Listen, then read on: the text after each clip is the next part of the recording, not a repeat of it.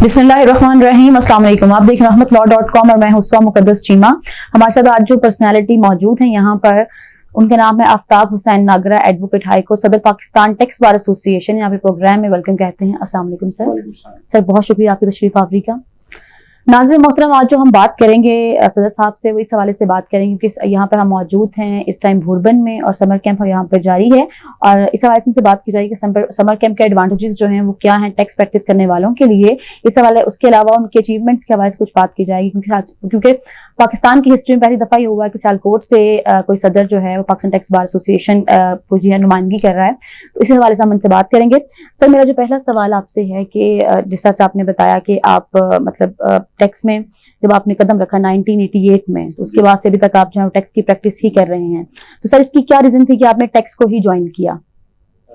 इसमें थोड़ा सा हिस्ट्री ये थी कि मेरे फादर चूंकि डिपार्टमेंट में थे और मेरे फादर ने एज यूडीसी ज्वाइन किया था लाहौर से टैक्स डिपार्टमेंट को। ठीक। तो वो तरक्की करते करते फिर 18वां स्केल था उनका जब वो रिटायर हुए टैक्स ऑफिसर थे, तो वो क्या कहते हैं कि मेरे खून में और शामिल थी वो टैक्स डिपार्टमेंट की रगबत। तो उससे फिर जाहिर है कि मुझे एक आसान भी लगा जी। और दूसरा ये था कि इसमें कुछ साफ सुथरा काम था, वो बहुत ज्यादा वो आप समझते हैं कि अप्स एंड डाउन्स लाइक जैसे सिविल क्रिमिनल में होते हैं उस तरह से नहीं था। वेरी बहुत अच्छे लोगों से आपका वाबस्तगी बिल्कुल। और आप लोग पढ़े लिखे लोगों से मिलते हैं, पढ़े लिखे ज्यादा जो बिजनेसमैन होते हैं मोस्टली पढ़े लिखे होते हैं, उसमें फिर आपको कुछ लाइफस्टाइल भी जाहिर है कि आपको बेहतर होता है। जी बिल्कुल। मैं समझता हूँ कि ये दूसरी प्रैक्टिस से कुछ जरा डिफरेंट लगी, इसलिए मेरा दिल भी लग गया यहाँ पे। बिल्कुल ठीक हो गया सर। जिस तरह आपने पहले हमें बताया कि पाकिस्तान की हिस्ट्री में फर्स्ट टाइम ऐसा हुआ कि सियालकोट डिस्ट्रिक्ट से कोई जो है वो president Pakistan tax bar association का हुआ है, तो सर आप क्या देखते हैं कि इस फील्ड का जो टैक्स लॉज का, और इसके अलावा आप क्या समझते हैं कि फ्यूचर क्या है सियालकोट का या डिस्ट्रिक्ट सियालकोट का इस हवाले से? इसमें देखिए सियालकोट की बात मैं नहीं करूंगा क्योंकि ये तो एक ओवरऑल बात है। जी बिल्कुल। आप देखें कि जब भी ये जो एसोसिएशंस होती हैं या जितनी भी हम समझते हैं कि बार एसोसिएशंस हैं या दीगर, और खासतौर पे टैक्स एसोसिएशन की बात कर रहा हूँ, यहाँ पे आप वही लोग आते हैं जो लॉज को समझते हैं। बिल्कुल। और इसमें जो बार एसोसिएशन का मैं शेयर करता हूँ कि जो बार एसोसिएशन का कॉन्सेप्ट ये है कि वो सिखाए, सीखे और डिलीवर करें। बिल्कुल। ये तीन जो ऑब्जेक्ट्स हैं ये अचीव होने चाहिए एक खास तौर पे टैक्स लॉयर के लिए, बल्कि मैं समझता हूँ कि हर लॉयर के लिए एग्जैक्टली वो सीखे, पढ़े सिखाए और उसके बाद डिलीवर करे। ये सारी चीजें उसकी लाइफ में शामिल होनी चाहिए। बिल्कुल। लेकिन अल्हम्दुलिल्लाह ये कि हमारी जो टैक्स बार एसोसिएशन सियालकोट से अगर आगाज करते हैं तो सियालकोट में ही हमने बहुत पहले से ये पढ़ने लिखने का काम जो है बिल्कुल ठीक है।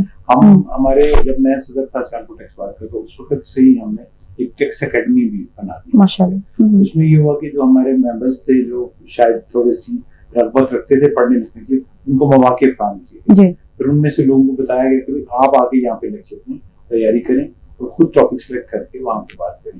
तो एक ये लर्निंग का प्रोसेस हमने सियालकोट से ही शुरू कर रखा।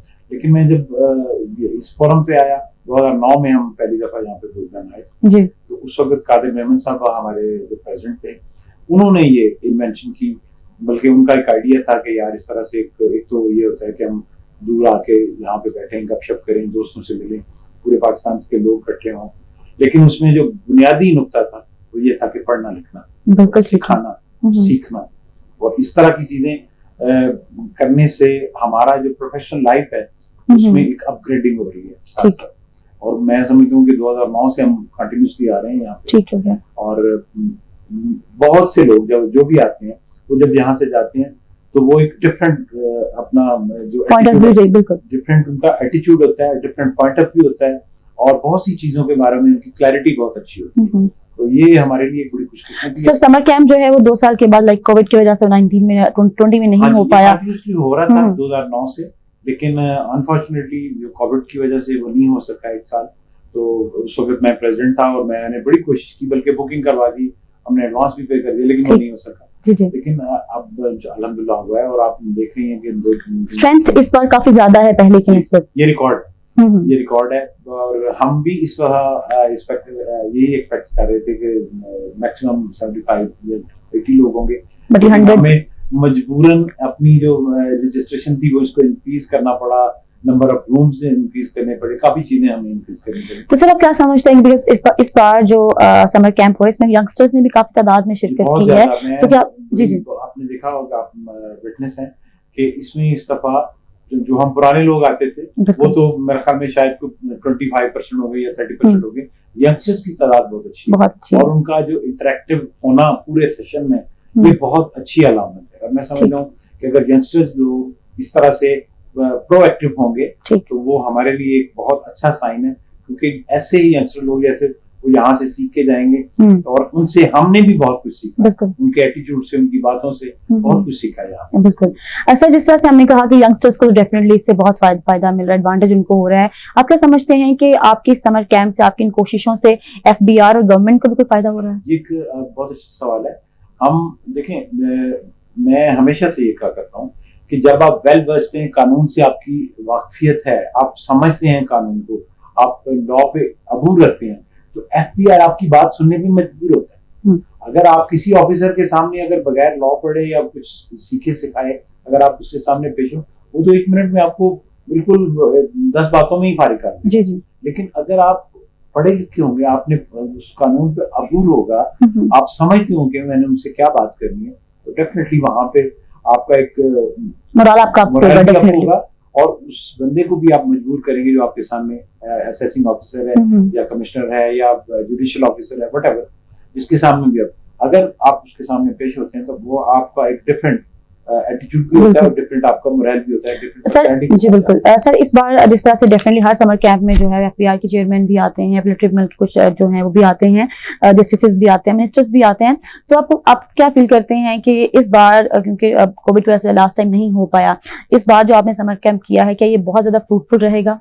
देखा आपने पहले दिन हमारे जो मिनिस्टर थे रेवेन्यू जी डॉक्टर वकार मसूद साहब जी चेयरमैन एफबीआर आए और उन्होंने दिल खोल के, मतलब जिस तरह होता है कि जिस तरह से एक फ्रैंक माहौल में उन्होंने हमसे बातें की और खुल के बातें की, अपने भी पॉइंट ऑफ व्यूज बताए और हमारे भी सुने, और हमारे पॉइंट ऑफ व्यूज पे जहाँ पे हमने समझा कि यहाँ पे जरूरत है हमें उनके जाहिर है कि उनकी मदद की, तो उन्होंने हमारे बिल्कुल उसके खुले दिल से हमारी बातें सुनी और उस पर अमल करने का वादा भी किया। आपने देखा कि बहुत सी चीजें हमारी सर टैक्स जो रेवेन्यू है वो डेफिनेटली किसी भी मुल्क के जो है वो स्ट्रेंथ होती है, बैकबोन होती है।